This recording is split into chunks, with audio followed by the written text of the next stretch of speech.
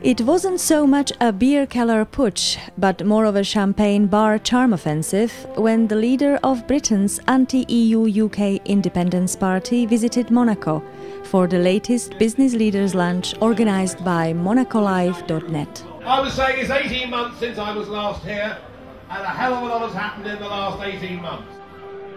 It wasn't Nigel Farage's first campaigning lunch in Monaco. He was the guest of MonacoLive.net 18 months ago, but since then the fortunes of his upstart anti-establishment UKIP party have flourished, and support amongst British expat émigrés in the south of France and Monaco is on the march.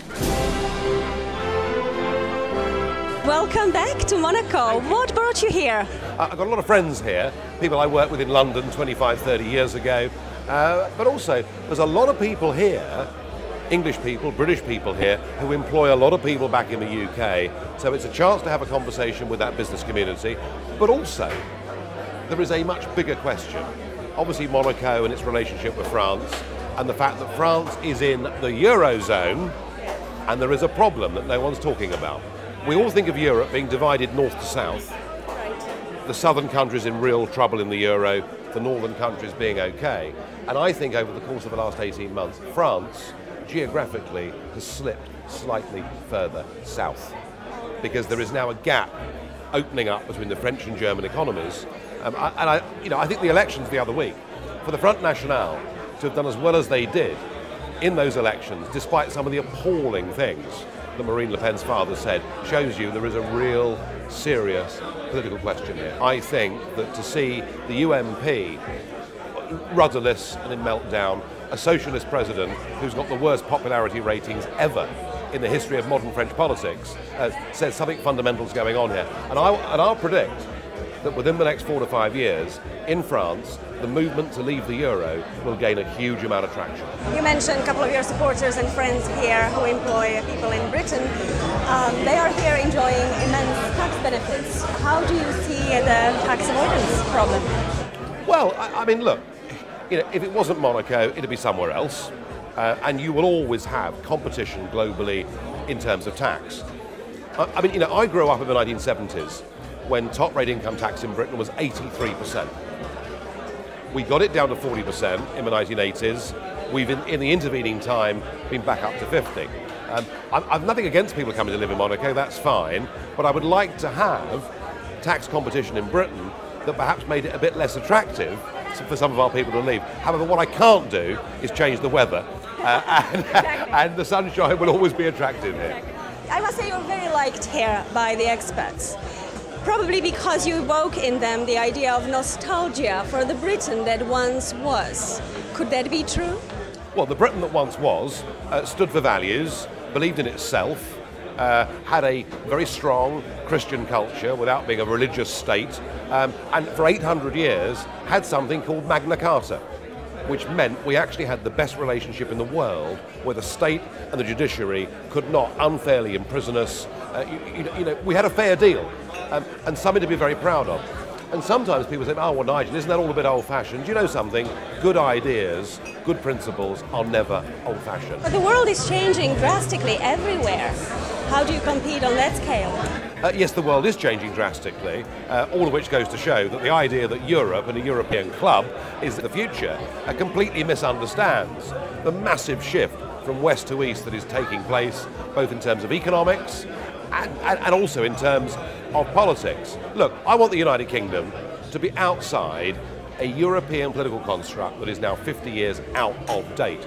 We are now the progressives in this argument. What will happen to expats living all around European Union states? Nothing. Nothing. Why should it? You don't need to be in a political union run by a European Commission to be able to go and retire to Spain or to move to Monaco. People will still be able to do that. What we're not going to have is the total open-door free movement of people. And this was never an issue until 10 former communist countries joined the European Union.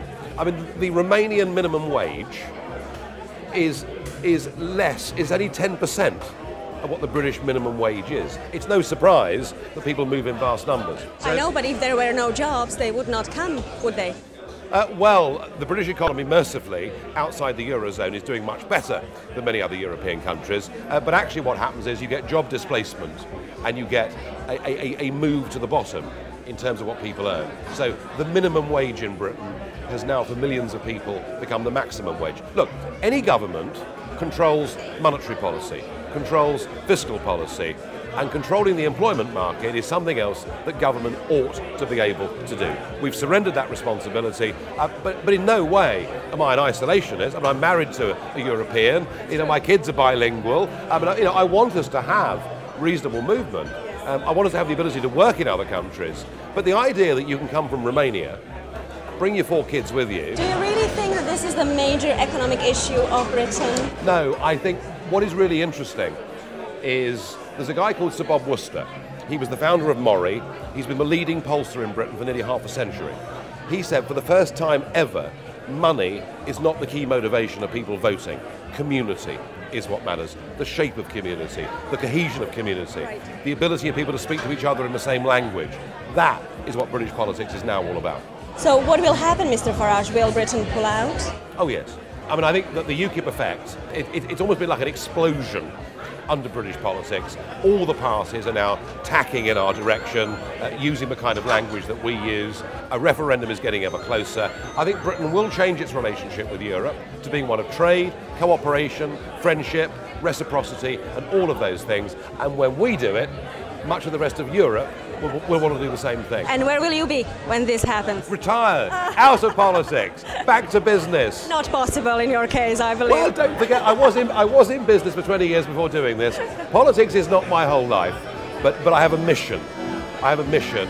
I want to get back the independent, self-governing birthright that as a British person I should have, and I'm going to get it.